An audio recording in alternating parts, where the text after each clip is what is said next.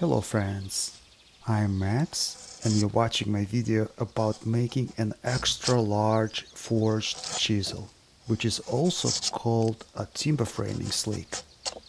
I'm quite happy with this chisel's functionality and my only regret is that I haven't made it sooner. Such two-handed chisel is ideal to work on hard to reach spots where you can't get with your axe, spoke shave or hand plane. It is particularly good in applications where you need to combine precision with productivity. The huge flat blade's back allows you to use it as a smoothing plane. The long handle allows you to firmly hold it with both hands and use your upper body weight when needed. Because the blade is extra long, you can easily adjust an angle of attack of its cutting edge, thus micro-adjusting the depth of your cut. Note, I'm making wide, thick shavings with ease without getting stuck even once. The chisel's weight adds control and allows to chop off pieces of wood using its weight and inertia. My chisel is 1 meter, 3 feet long and 5 cm 2 inch wide, forged from a leaf spring. It's not easy to buy a quality framing slick around here. This is why, after a few attempts to find a large enough framing chisel under $200, I decided to make it myself. They say, if you want to ensure that the job is done right, do it yourself. It wasn't in vain that I was in a hurry to finish making the chisel before leaving for my log cabin camp. My shaving horse, wooden mortar, wooden trough, earth oven's door, and other small projects most likely wouldn't have been able to be completed without the new chisel during that trip. Because I finished the chisel's blacksmithing job the night before my departure, I had to make a temporary handle for it at the log cabin camp. Upon my return home, I decided to make something original and different. I'm still not sure if this is the handle I want to keep. Do you think this stabilized plywood handle looks good with polished metal? Should I go back to solid wood? What do you think of the shape? Let me know about your thoughts on this. But let's get back to business. First of all, I laid out the leaf spring and cut off a workpiece 52mm 2 inches wide and slightly longer than needed. I only had hand tools at the time, which is why I used an angle grinder for most operations. I added an XLR connector and a soft start circuit to its power cord. It allows to safely insert the side grinder's disc into a started cut. It is quite convenient to have a soft start for any of your shop tools. Please follow electrical safety guidelines in your country should you decide to do such an upgrade to your shop tools. Okay, we got a 52mm 2 inch wide workpiece that is slightly curved, which is okay because it will be forged anyway. To prevent cutting yourself, it is best to remove sharp edges. You might have seen this metal headrest that I disassembled into parts and used some of them to make a primitive tent heater. It was a log torch with a curved pipe going through it. Because the pipe's intake stayed below the log torch's bottom edge, it only drew fresh air inside the tent. As the air passed through a heated portion of the pipe, it got hot. No smoke or carbon monoxide gets in, since all of the hot gases jet out while surrounded by freezing air. I will leave a link to this video below. It gained over 11 million views in less than a year. Anyhow, I will use a metal leg from the same bed to forge the handle socket for my new chisel. I heated up the thick-walled leg in my mini forge and shaped a cone from it. The quality of the cone's inner surface is not important. While working on the cone, I heated up the workpiece that will become the blade. Because my DIY forge is not large enough for long pieces, I had to rotate it and probably overheated the blade part. So I ended up with a good amount of scale left on the steel. I removed it using a hammer and an angle grinder. I will need to come up with a better descaling method next time though. While the metal plate is cooling down in the forge, I worked on the cone. I added some metal to the cone's end, removed oxide scale using a flap disc, and cut the cone off longer than needed. Then I clamped the workpiece into the chuck to center it. Because the workpiece is 3 times longer than its diameter, I applied support to it with a tailstock. Now, using both axle controls on the lathe, I roughly shaped the cone. You can probably tell that I've never controlled 2 axes at once before.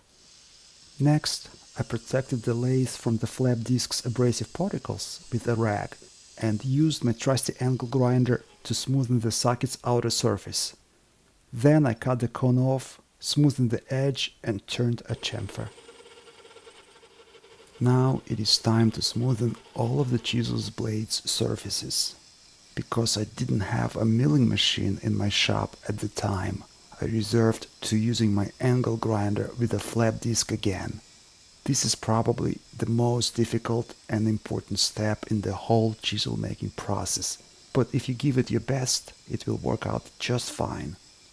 It is imperative not to take off too much material on one side, since it would distort the blade's geometry. This is why I start sanding in the center and work my way to the side of the workpiece.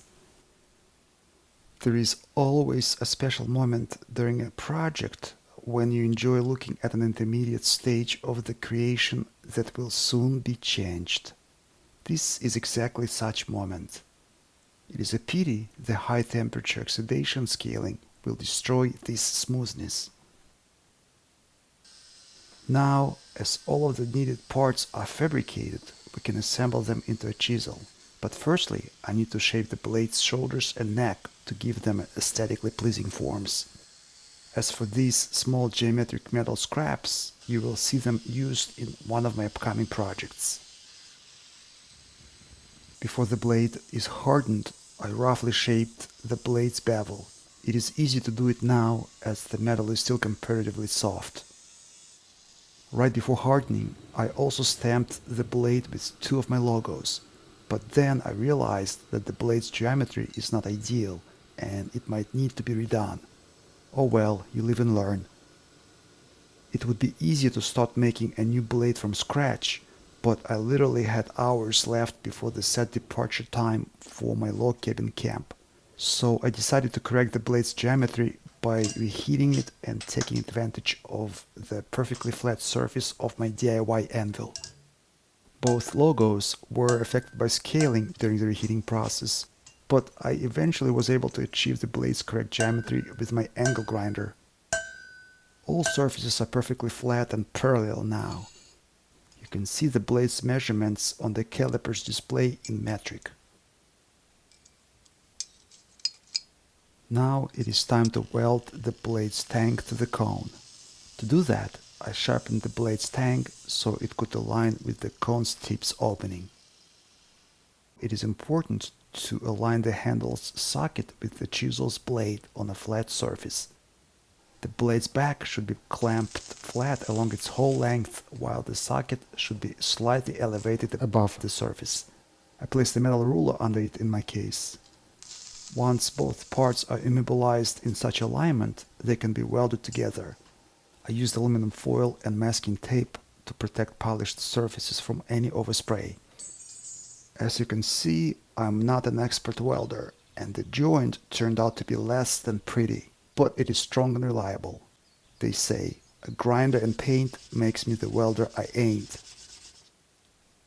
There were only 3 hours left before departure when I finished sharpening the chisel and made a polymer sheath for it.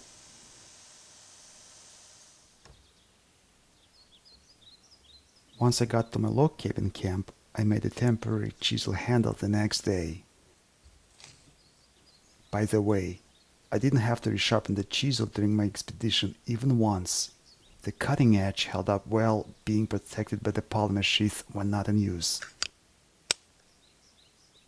When I got back home, I decided to make a more ergonomic and original handle. Because my chisel is made from recycled metal, I figured the handle should follow the trend. There was a bunch of short leftover plywood pieces in my shop that were not long enough to make a handle, but if glued diagonally, they would do. It only takes a few minutes to cut them into right work pieces. However, gluing them together in one step is a bit trickier. I marked all of the pieces to ensure the quick assembly into a glue-up block once adhesive is applied. I used a waterproof wood glue that has a fairly long open time, but there is still no time to waste during its final assembly for best results. I used a brush to quickly spread the glue on both sides of each workpiece.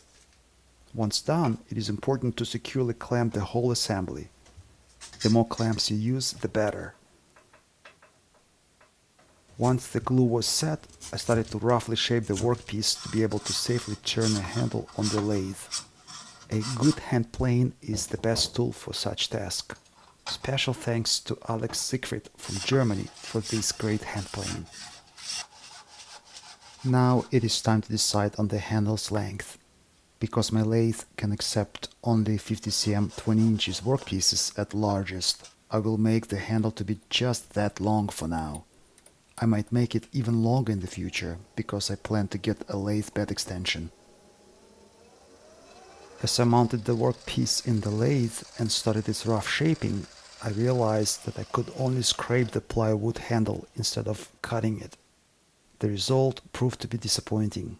However, I managed to avoid tear-outs using an angle grinder carving disc. It is a present from an expert wood carver, Michael Hartwood, personalized with his engraving.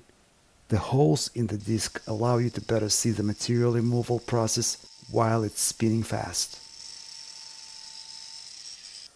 Once the handle is shaped and rough sanded, it is time to stabilize it with a special polymer.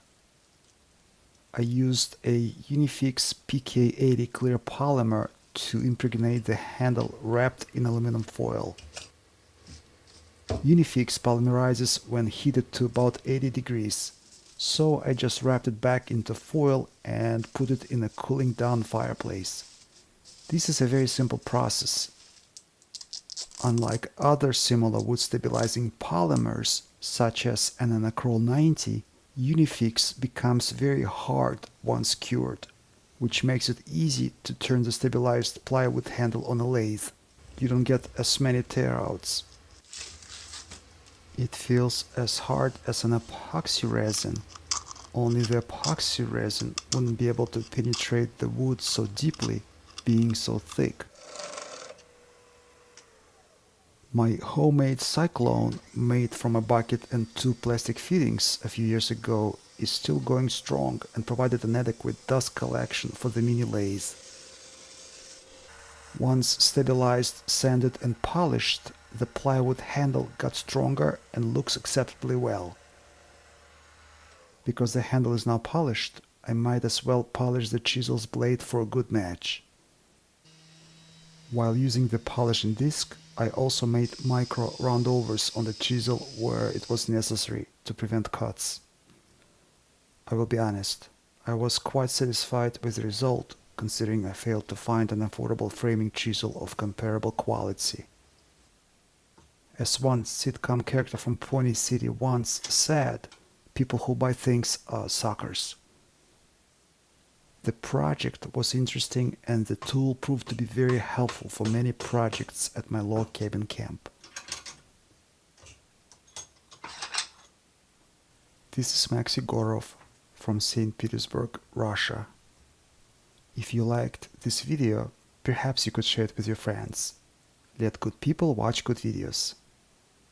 P.S. I only produce 1 or 2 videos max a month, and if you don't want to miss new content like this, subscribe and click the notification bell to stay up to date with all of the latest content. Due to new YouTube's recommendation algorithm, its notifications have become more unstable otherwise. PPS. Below I left a link to my DIY projects playlist, as well as playlists about my log cabin building, bushcraft projects, kayaks making and outdoor cooking. I hope to see you back on Advoco Makes.